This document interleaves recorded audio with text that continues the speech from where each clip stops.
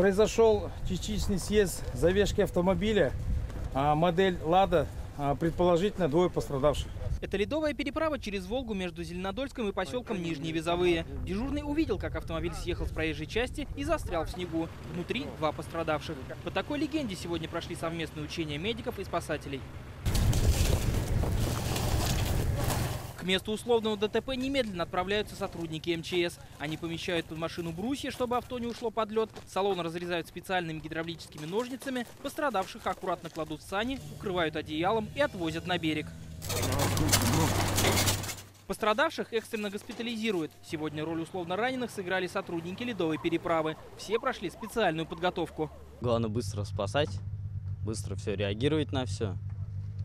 И все, дисциплина на рабочем месте должна быть. Такие учения проводятся ежегодно. Спасатели говорят, в случае ЧС важна каждая секунда. Случаев провала автомобилей под лед не было вообще на данной ледовой переправе. А случаи съезда с полосы движения были. Но это, как правило, происходит в сильную пургу, в сильный ветер. Вот, когда видимость водителя затрудняется.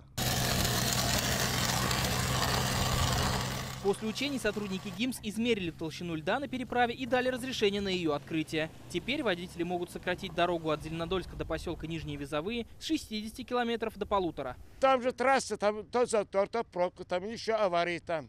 Еще. Вот за это мы пользуемся вот этой трассой. Не страшно ездить именно по льду? Нет, не страшно. Езжу уже больше 40 лет. Пока по ледовой переправе разрешено ездить только легковым автомобилем весом до 2,5 тонн. Иван Сарафанов, Алмаз Зиадинов, ТНВ, Зеленодольский район.